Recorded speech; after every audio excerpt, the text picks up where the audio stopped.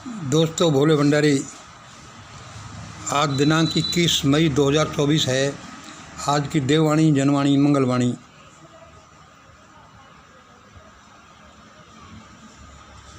अभी लगभग कोई रात के 8 बजे हैं।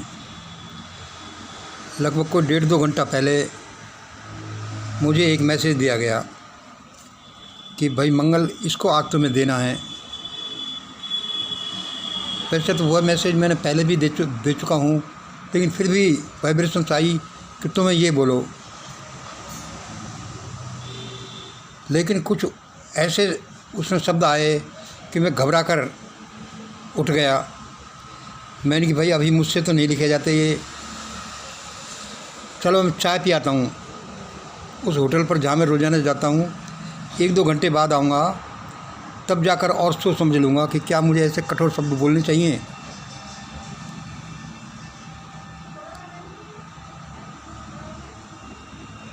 क्योंकि कहते हैं कठोर शब्द आदमी को कभी नहीं बोलने चाहिए। अब मैं तो कहता हूँ कि ये भगवान के शब्द हैं, भगवान ने भेजें। क्या पता भगवान ने भेज करके उनको कोई नेगेटिव एंटिटी भेज रही हो, तो हमें ये सावधानी बरतनी चाहिए। और हमारे शब्द, हमारे मानव के मुंह से निकले हुए शब्द एक अद्भुत चीज़ होती हैं। वे मैनिफेस्ट हो जाते हैं। मैं इस आशय का पहले भी लिख चुका हूँ, वीडियो बना चुका हूँ, दोबारा सुन लीजिए। किसी को भाई कष्ट पहुँचे तो आई एम सॉरी। देखिए, मैं अच्छी तरह जानता हूँ शब्दों की कीमत, ज़माने की कीमत, कहाँ किसी से पंगा लेना चाहिए कि नहीं लेना चाहिए, क्या बोलना चाहिए, क्यों बोलना चाहिए, एक एक शब्द का क्या अर्थ है। और मैं इस सब में एक रिसर्चर रहा हूँ, क्योंकि भगवान ने मुझे लाइफ ऐसा ही दिया है कि मैं रिसर्चर हूँ। अच्छा तो सुनिए, मुझे क्या बताया गया।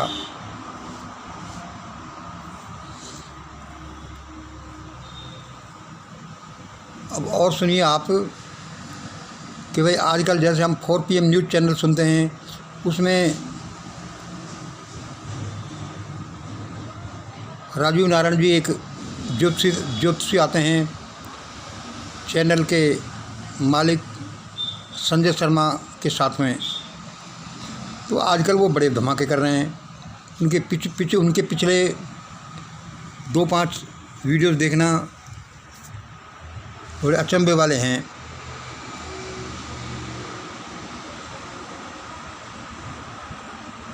वो कहते हैं ग्रहों की वजह से ऐसा हो रहा है, ग्रहों की वजह से ऐसा हो रहा है। लेकिन मैं तो उनसे भी और कई कदम आगे बढ़कर कहता हूँ कि यह जो हो रहा है होगा, ये जो मैं बता रहा हूँ, वो ग्रह की वजह से हो रहा है नहीं हो रहा है ये मैं नहीं जानता, लेकिन ये बात मुझे खुद सामने आकर भगवान बताता है। इसलिए मैं लिखता हूँ, इसलिए मैं कहता हूँ कि ये देववाणी है, यही जनवाणी है, ये मंगलवाणी है। हाँ तो भाई आज क्या बताया, तुम भूमिका ऐसी बांध रहे हो मंगल। सुनो,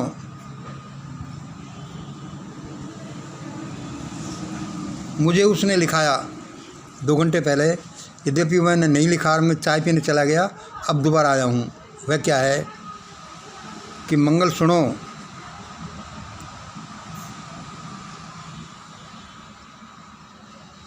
वो जो देव शब्द थे वो थे मंगल सुनो। यदि ये भारत की जान अभी भी बच सकती है, भारत की जान अभी भी बच सकती है, यदि यह आदमी 4 जून से पहले देश छोड़कर भाग जाए। क्या कि भारत की जान भी अभी बच सकती है। ये भारत के लिए भी अच्छा हो, इस आदमी के लिए भी अच्छा हो, यदि यह आदमी 4 जून 2024 से पहले भारत छोड़कर भाग जाए। और एक बड़ा हादसा टल जाएगा। मैंने कहा अच्छा। और उसने कहा यदि यह नहीं हो तो क्या ही अच्छा हो कि इस आदमी को 4 जून के बाद जेल की सक्रिय कोठरियों में पकड़कर डाल दिया जाए। यदि ये नहीं हो तो ये हो जाए कि 4 जून के बाद इस आदमी को जेल की तंग कोठरियों में पकड़ करके डाल दिया जाए, तो देश की, दुनिया की और इस आदमी की जान बच सकती है। और ये भी नहीं हो तो ये कर ले दुनिया कि सारे भारतवासी, सारे लोग फॉलो करें मिशन ग्रेट इंडिया को। भाई देखो, यह मैं अपनी संस्था के बारे में बोल रहा हूँ और मुझे ऐसे शब्द बोलने में बड़ा परहेज करना चाहिए, लेकिन क्या करूँ, परमात्मा ने मुझे कहा है, मैं तो उसका भक्त हूँ, उसने कहा है तो मैंने भी कह दिया। मुझे इन पर विश्वास है। यदि ये 2 काम नहीं हो तो तीसरा जो क्या है कि लोग मिशन ग्रेट इंडिया को फॉलो करें, भारतवासी, तब जाकर भारत की जान बच सकती है। मैं सोचने लगा भाई क्या होगा। जब मैंने पूछा कि क्या होगा तो उसने कहा होगा क्या, ये हो सकता है कि भारतीय सभ्यता, हिंदू सभ्यता, हो सकता है कि भारतीय सभ्यता, हिंदू सभ्यता, क्योंकि भारतीय सभ्यता हिंदू सभ्यता ये है क्योंकि 80% लोग हिंदू हैं, कभी ऐसी हालत में मिले जैसे कि हड़प्पा और मोहनजोदड़ो में लोगों के, चीज़ों के, शहरों के अवशेष रेत के टीलों में दबे हुए मिलते हैं।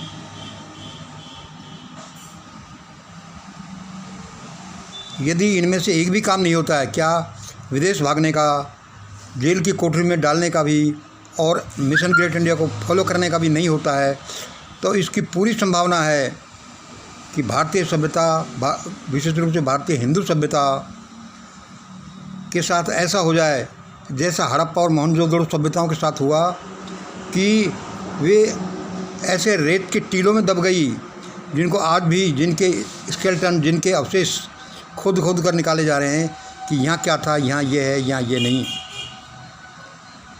भारतीय सभ्यता, भारतीय हिंदू सभ्यता के साथ ऐसा हो जाए। मैंने कि भाई बड़ा भयानक मैसेज मुझे दिया जा रहा है। मैं इससे डर करके मैंने ये नहीं लिखा कि मैं नहीं लिखता, पता नहीं यार कौन दे रहा है मुझे। चाय पियाता हूँ, उसके बाद 1-2 घंटे बाद में फिर दोबारा इस मैसेज को दूँगा। तब तक मैं लगातार यही सोचता रहा, भारतीय हिंदू सभ्यता के साथ ऐसा हो जाए। भाई क्या है हिंदू सभ्यता में ऐसा?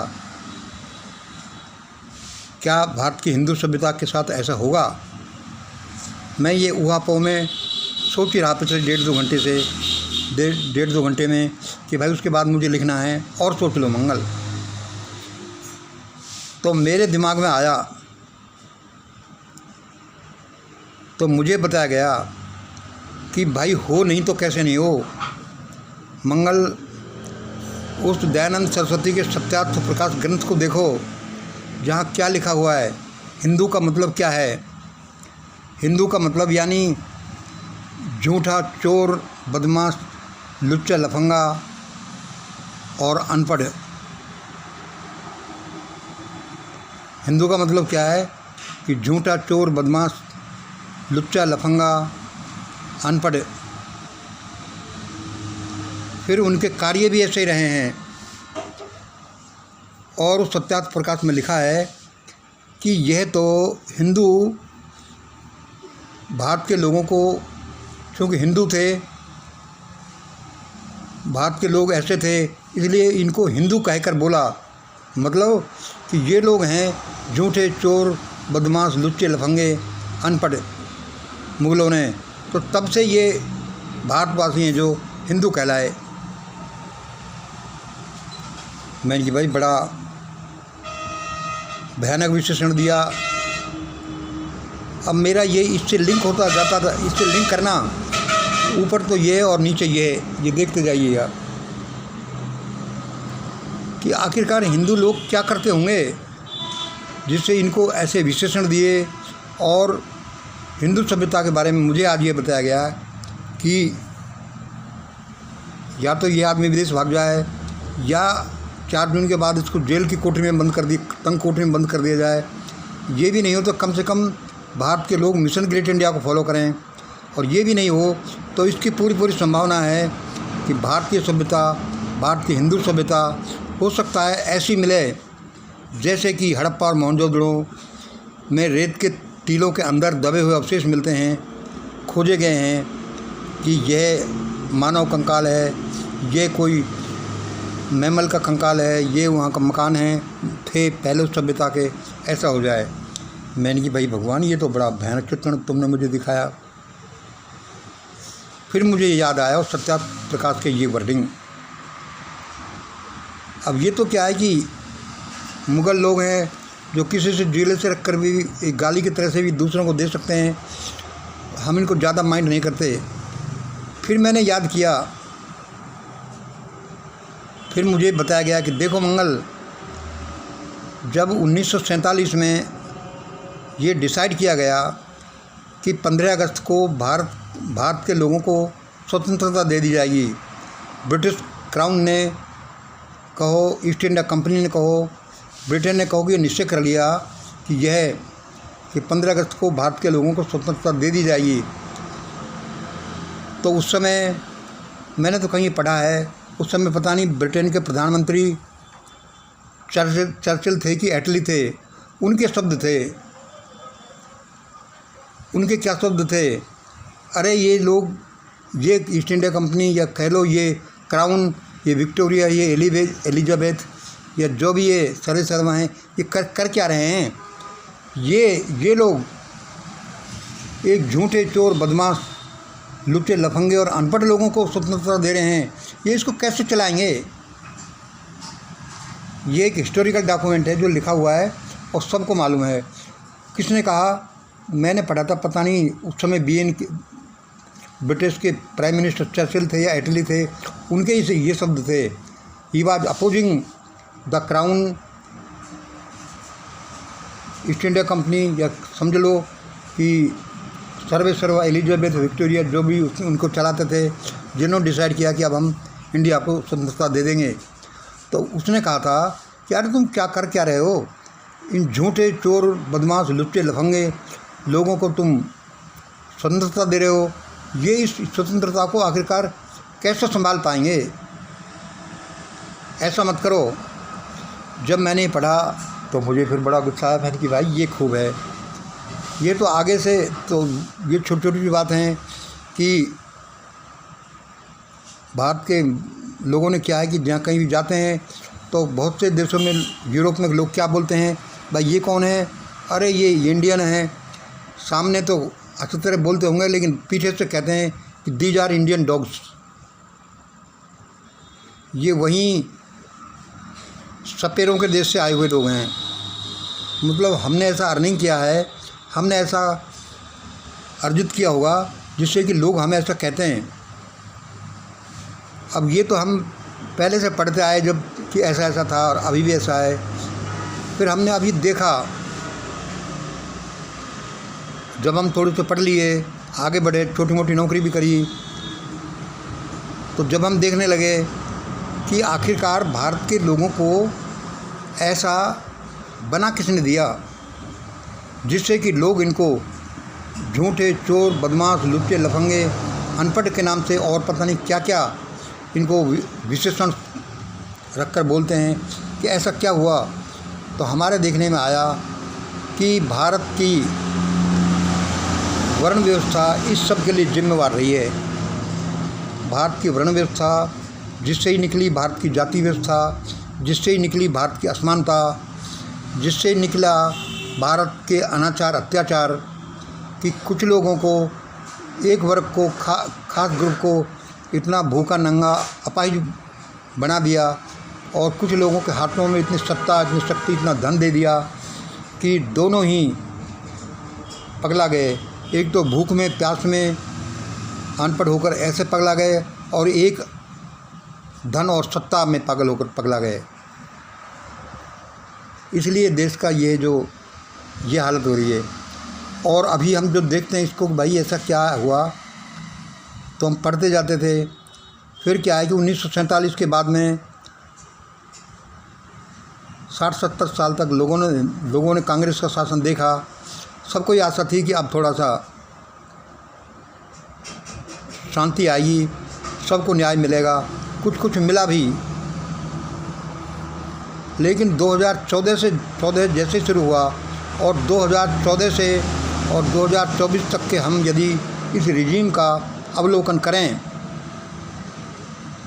तो मालूम होता है कि असल में भारत के हिंदू लोग ऐसे ही होंगे।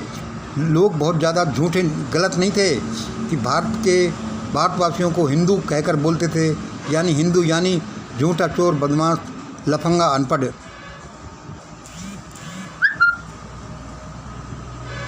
ऐसे सत्यार्थ प्रकाश में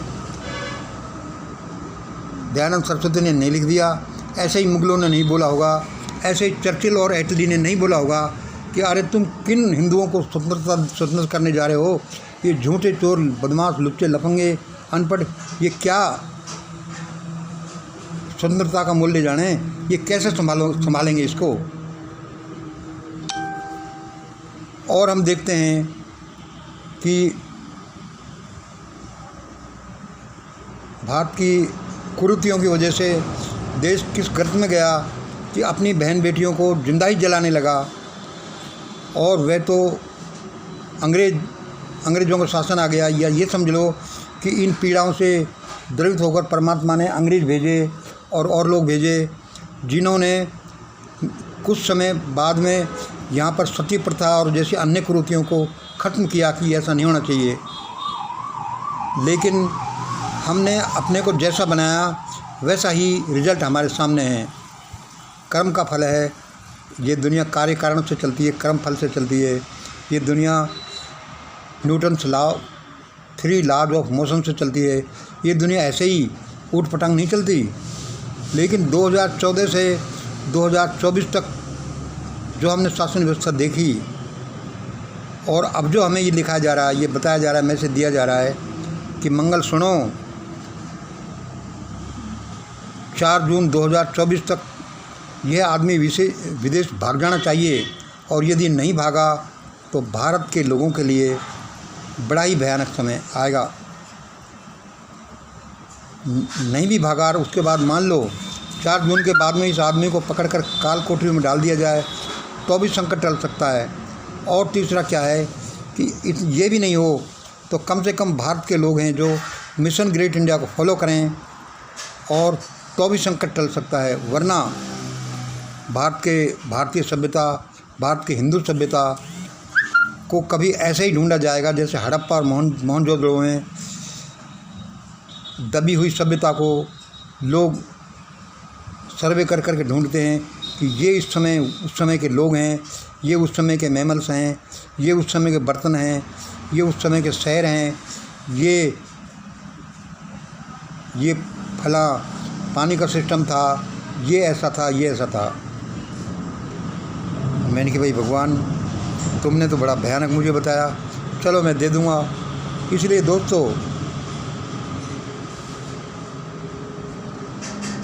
भारत के सभी वासियों को, मित्रों को मैं सलाह देता हूँ कि आप जाग जाइए, वरना ऐसा होना कोई बड़ी बात नहीं है कि भारत के लोगों को, भारत की सभ्यता को, भारत की हिंदू सभ्यता को ऐसे ही ढूंढा जाए जैसे कि हड़प्पा और मोहनजोदड़ो में अवशेष ढूंढे जाते हैं।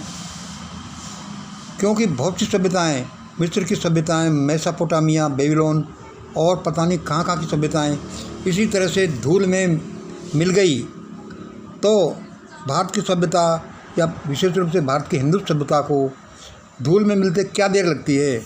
हे भगवान, ऐसा मत करो। और हम रात दिन यही कोशिश करते हैं, और कम से कम मेरे बोलने का, हमारे प्रसारण का तो यही है कि लोग जागें, क्योंकि ये कर्मफल के सिद्धांत से चलता है। लोग जागें, क्योंकि लोग जाग सकते हैं, कीड़े मकोड़े तो है नहीं कि भाई वो कैसे जागें। तो उनका समझ में आता है कि उनके साथ प्रकृति करेगी जो करेगी। लेकिन मानव प्रकृति का एक बुद्धिमान बच्चा है, वह चाहे तो उस संकटों को टाल सकता है, टला सकता है।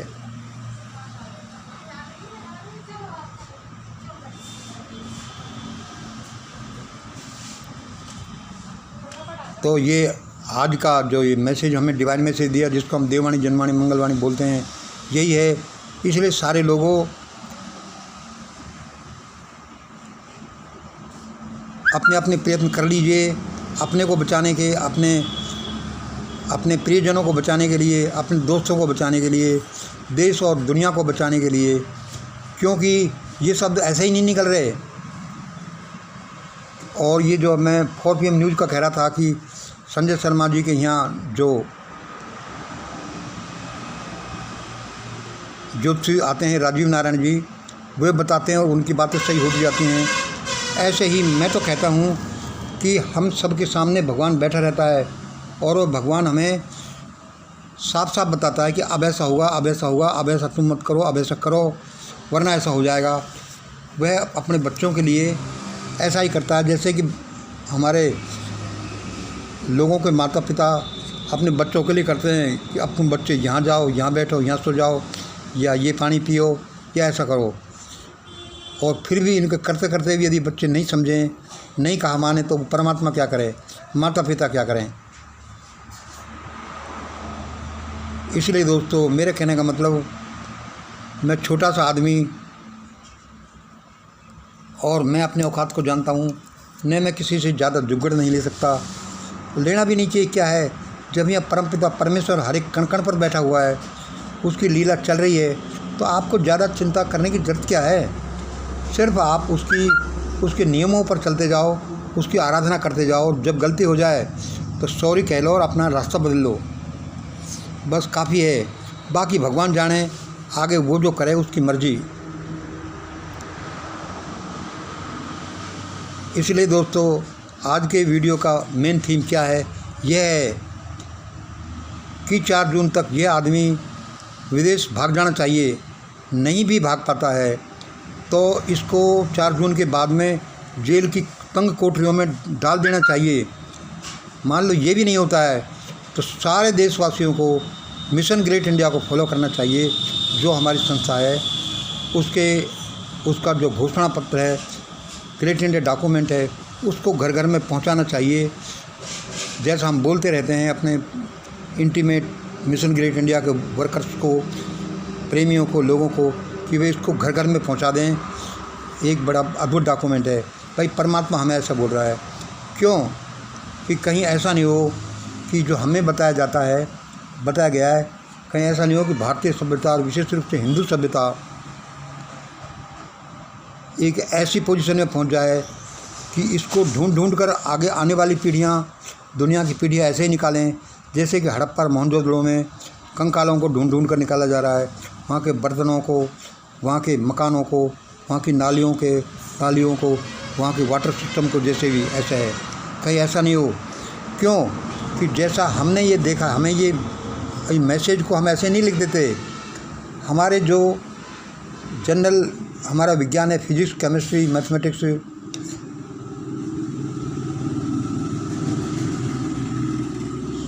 साइकोलॉजी, स्पिरिचुअलिटी और पता नहीं कौन कौन सा विज्ञान है, उनसे भी यही रिजल्ट निकलता है, सोशियोलॉजी, कि ऐसा भारत में हो सकता है।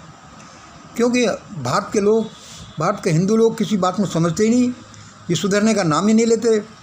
भूतकाल में भी हमने देखा है कि पिटेंगे, ये लोग पिटेंगे, कुटेंगे, गुलाम बना लिए जाएंगे, इनको धन को लूट कर ले गया, इनकी बहन बेटियों को गाड़ियों में भर भर कर ले जाया गया, जिसकी अफ़गानिस्तान में जिनकी बोली लगती थी, जिनकी मंडी लगती थी। लेकिन हम हिंदुओं ने समझने का, सुधरने का कभी नाम नहीं लिया। समझना, सुधरना तो हम जानते ही नहीं। हम बस यही जानते हैं कि अपने छोटे भाइयों पर कैसे अन्याय अत्याचार कर सकते हैं, और वे चीज़ें इतनी गहन दिलों में घर कर गई हैं कि सब ऐसा ही करते हैं। किसी के यहाँ कोई दया नहीं, प्रेम नहीं, करुणा नहीं, भाईचारा नहीं। बस उनको तो अपने से छोटा मिला, कमज़ोर मिला और टूट पड़ना है, बस यही जानते हैं भारत की सभ्यता। तो जब ऐसा होता है, और विशेष रूप से देखो अब पहले तो क्या हुआ होगा भगवान जाने, अपन पढ़ते ही हैं। मनु ने क्या किया भाई, मनु जो कर गया, हमको ठेकेदार थोड़ी इस बात के। लेकिन 1947 से हम 2014 तक देखते हैं, और 2014 से जब हम 2024 तक देखते हैं तो ये बात पक्की सिद्ध हो जाती है कि ऐसा हो सकता है। जहाँ लोगों में दया, धर्म, प्रेम, करुणा का नाम ही नहीं हो, न्याय का तो नाम ही नहीं हो, और जो अपने भाइयों पर ऐसे टूट पड़ते हों जैसे कि लोग मछलियों पर टूट पड़ते हैं।